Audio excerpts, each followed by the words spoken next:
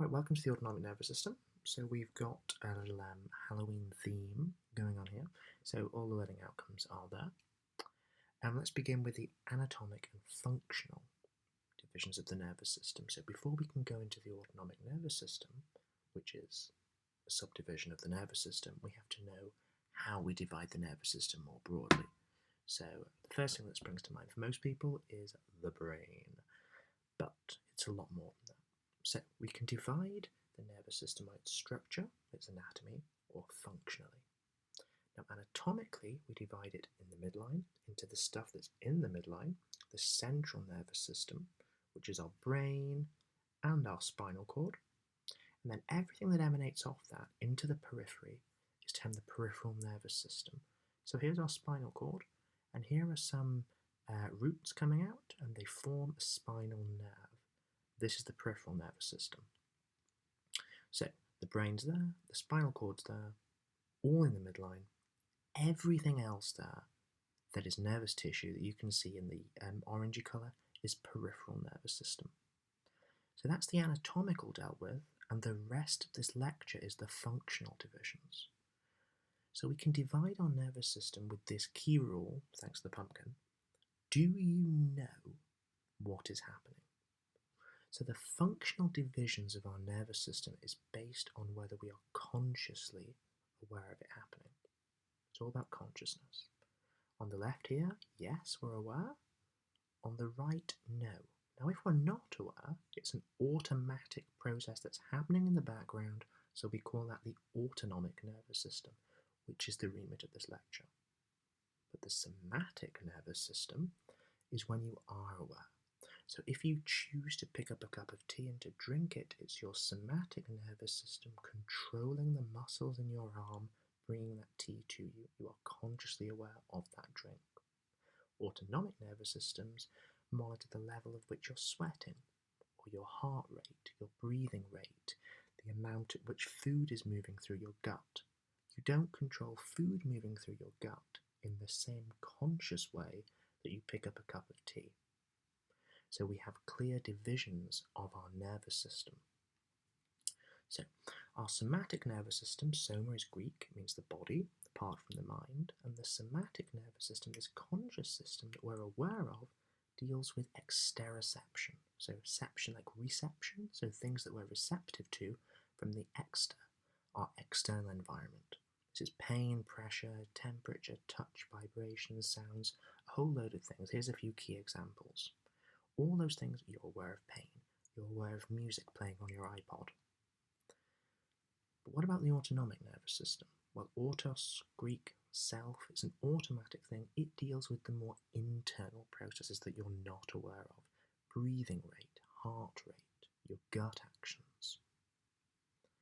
Now, if we take the somatic nervous system, we have something that happens. So you're listening to your favourite Beatles song, for instance. You have a pipe that transmits that information to your central nervous system, which is the big computer that processes things, and then you have a singular pipe that connects that to a function. So maybe that pipe connects me to a specific muscle, so I can move my arm up and down and I can boogie, right? Obviously this is very reductionist, very simplistic, but the idea is one funnel in, one funnel out. This is called the afferent limb, afferent meaning toward, and this is called the efferent limb, or away. Okay, so afferent toward the nervous system makes a decision. I like this Beatles song, I'm going to smile to it. So it sends the signal to the muscles in your face to smile. It's a conscious, it's a known thing, you know you're smiling. Now obviously it's a lot more complicated than that, but for the remits of introduction, that's what we want. So this is the bat flying to a very specific thing because it has decided that it wants to go to the source of that noise. That's the somatic nervous system, conscious control. Your autonomic nervous system has a pipe into the nervous system and a pipe out, but that's where things get complicated, and that's why we have a lecture, because the autonomic nervous system does something weird. It doesn't just have one pipe out, it has a second one to its effector. So what's going on there? Well, it turns out this green blob, which comes from the Greek for tumour, which means a swelling, it's a ganglion. This ganglion that we have here is responsible for many other outputs. So we have something happens, it gets to our central nervous system, and our central nervous system chooses to send it down a pipe that goes to this pod that then fires lots of different pipes in many other directions. Well, that's interesting, isn't it? Why would we do that? Well, it's because we need a very raw, broad spectrum response from a single output. So we need to propagate this response across a wider array. So our somatic nervous system, a very specific smile to the Beatles song, but our autonomic nervous system that's within us is firing off many different things.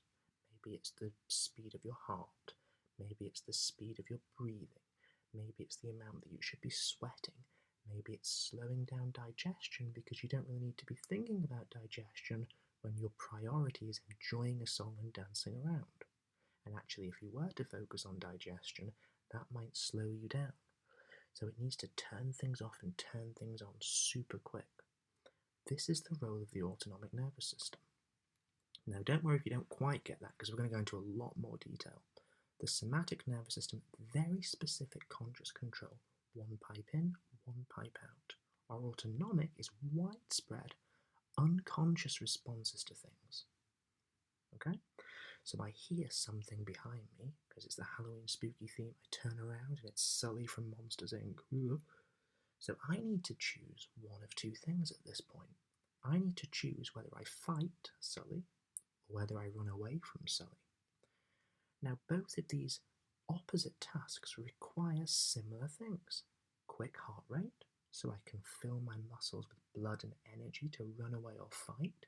Quick breathing rate, so my blood that's getting to the muscles is full of the oxygen that it needs to fight.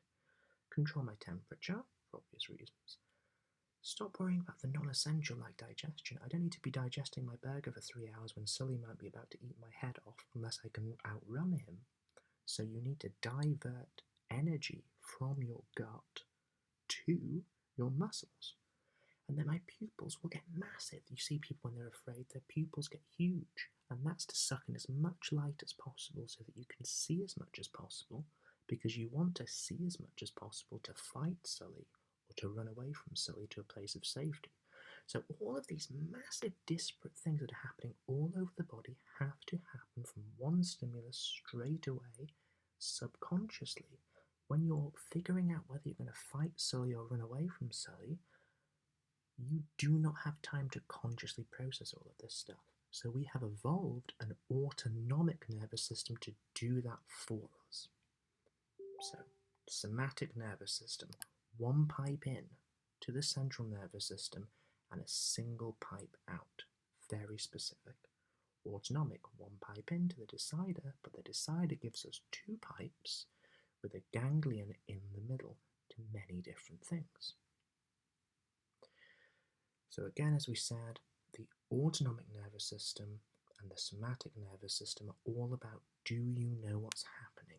This conscious control. So our anatomic divisions, central nervous system, peripheral nervous system. Our functional divisions, which now your medical students will call physiological divisions, are your somatic and your autonomic nervous systems. Now, unfortunately, as I keep saying, we're adding another layer of complexity. The autonomic nervous system is further divided into a sympathetic and a parasympathetic branch. So what are these different legs? Well, the sympathetic is about fight or flight, right? That's what you're going to do with Sully. That's the emergency, something is happening, I'm in danger, what am I going to do? Your parasympathetic is what we call rest and digest. Now, there's many other things that each of these do. They often work in tandem together to form harmony, but the parasympathetic is all about resting and recuperating. So you might be running away from Sully for 5 minutes, and that's burnt off loads of energy, but then you're going to need to calm down, aren't you? You're going to need to get more nutrients from the food that's in your stomach, you're going to have to stop your pupils being huge, and the parasympathetic returns things to baseline. So, describe pre- and post-ganglionic neurons and associated autonomic ganglia. These are all new words, but we'll define them all. So as we said, our autonomic nervous system, you should be fully familiar with this ganglia and the widespread propagation that is subconscious.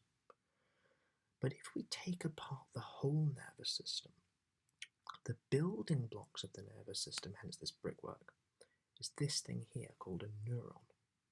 Now, information travels through this neuron as electricity from here right into the body, the brain, down this long axon to the end, where it pushes that with chemical squirts into another neuron. So information comes in here, it's gathered together, it's sieved together, it comes to the body where a decision is made, and then it propagates down the axon here to be transmitted somewhere. So we go dendrite, body, axon. Okay? So just as a little bit of curiosity here, if I'm a zombie and I'm eating a brain, how many neurons do you think I eat in one brain? Well, the answer is 86 billion. And if a zombie ate 4 brains, it would have eaten the same number of neurons as there are stars in the Milky Way. So we mentioned the autonomic nervous system is 2 pipes. Here's one pipe, here's another pipe.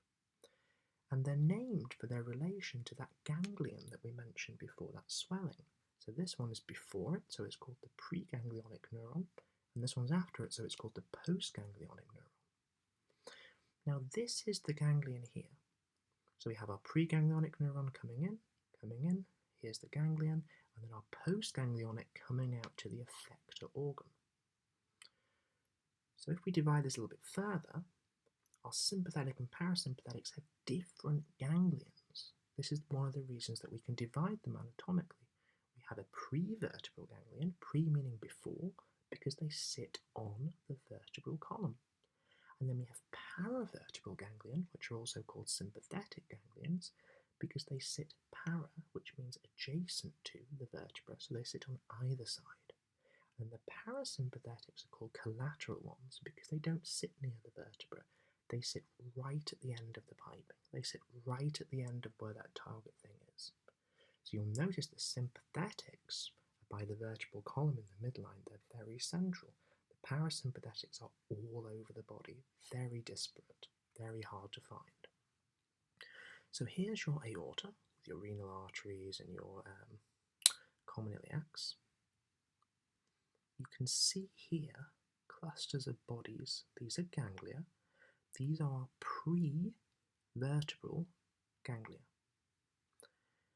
On one side here and on the other side here, we have another set of ganglia, and they're called our paravertebral ganglia.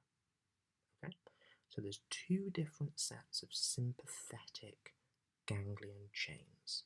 Prevertebral sat on this aorta here, and paravertebral either side. As I said, the paravertebral is also called the sympathetic chain, so this is our sympathetic chain. Here we can see the sympathetic chain at the top of the thorax, so here's the esophagus going to the stomach, you've got the diaphragm, here's our sympathetic chain on one side, and here it is on the other side. That's one of our chains of those ganglia.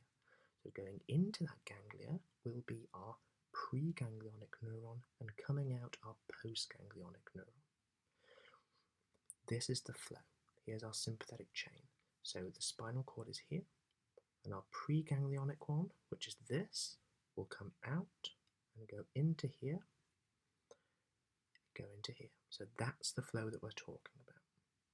Okay, so preganglionic into that ganglion, which are those sympathetic chains, and then postganglionic. So if I build in here 2 things, so here's my spinal cord and here's my paravertebral ganglia, which are also the chain here, then in comes the preganglionic, and it can synapse, which means it can just meet with another one in the actual chain itself, and then we have a postganglionic neuron coming off. So it can synapse, it can meet at the level within the ganglion. It can also go straight through, so this is an enormously long prevertebral, so this enormously long preganglionic one that's going to find a ganglion somewhere else. We won't deal with that, that's not the remit of this lecture. It can go into the ganglion, but not synapse, but can go down to another level, or it can go up to another level. The whole rationale of this is the propagation of that information, right? So an impulse can be felt here, it can go in and it can go up to numerous levels or down to numerous levels and spread its message far and wide. So we can go synapsing at the level, straight through, down or up. It goes in all directions. Now you might be thinking like Pumpkin Rick here. Let's do a quick recap. So I've got some true or falses. The autonomic nervous system is divided into the sympathetic and the parasympathetic. True. The parasympathetic is fight or flight. False. The sympathetic has a preganglionic and a postganglionic neuron. True. The sympathetic chain is rest and digest. No, it's fight or flight. The paravertebral ganglia and prevertebral ganglia sit between sympathetic neurons. Yes, they do. So let's compare the anatomy of the autonomic nervous system now. Here we have the central nervous system, composed of the brain, the brainstem, and the cervical, thoracic, lumbar, and sacral portions of the spinal cord. There's a coxgeal portion, but don't worry about that for now. Now, what's highlighted there in yellow is the origin of the parasympathetic nervous system. It comes from the top, the cranium, and it comes from the bottom, the sacrum. So we call that craniosacral flow from the head and neck. It's going to the head and neck, going down here to the urinary bowels, genitalia region. The sympathetic nervous system is thoracolumbar, to the thorax, abdomen, pelvis, to blood vessels and to glands. So you'll notice they have different origins. So let's do a little summary table here. The sympathetic anatomy is its thoracolumbar origin versus craniosacral for the parasympathetic. The sympathetic has paravertebral and prevertebral ganglia. The parasympathetic has collaterals. The physiology, sympathetic is fight or flight, and your parasympathetic is rest and digest. So now let's go into the autonomic nervous system neurotransmitters and receptors. So we know that we have two for each, right? Preganglionic ganglion, postganglionic target cell. Well, let's have a look at that synapse. The way that this axon communicates with this dendrite across this cleft is via a neurotransmitter, which is a chemical that it sprays out toward the other one. And that's how it communicates. And then this dendrite is excited, goes to the body and onwards. Okay? The neurotransmitter here and here at this ganglion for the sympathetic and for the parasympathetic nervous system is the same one. It's called ACH or acetylcholine. For this portion of the parasympathetic from postganglionic to effector, it's also called acetylcholine. But for the sympathetic, its postganglionic to its effector is noradrenaline. The adrenaline surge in the fight or flight response, this is where it comes from. So acetylcholine, noradrenaline, another key way to distinguish the two systems.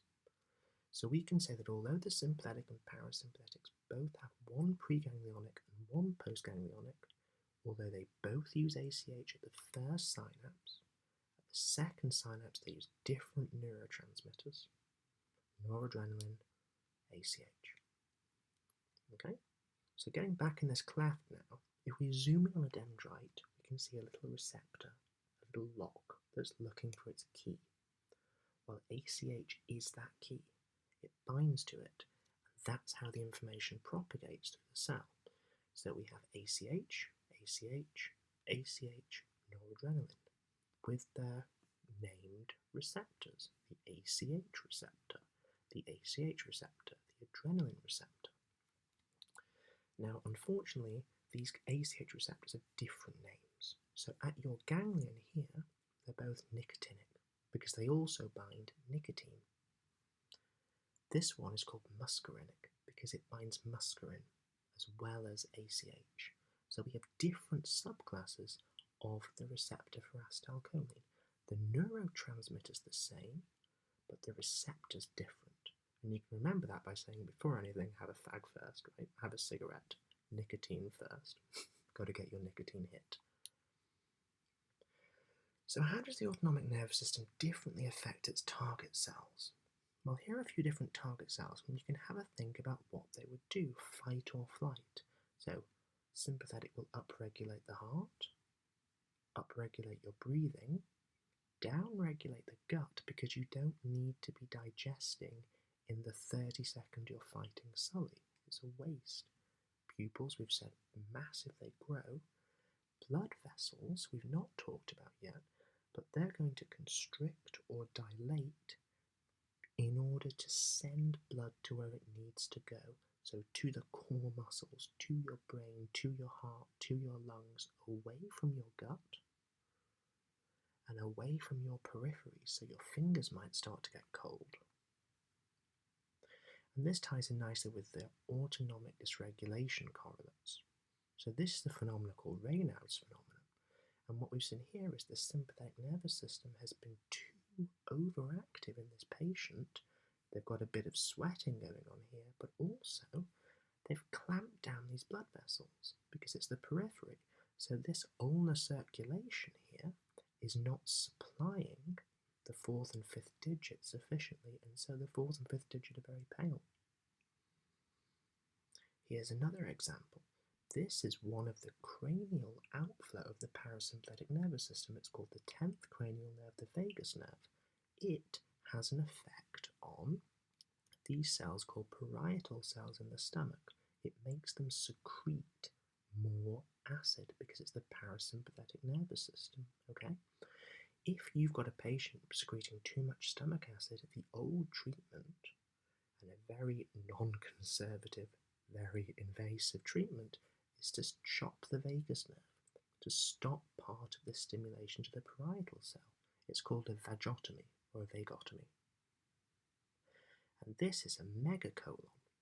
So here's an enormously collected colon full of gas and full of fecal matter because it has not had sufficient parasympathetic innervation, either congenitally, where it just hasn't grown, the certain type of cells that form the parasympathetic plexus haven't developed properly, or because of damage.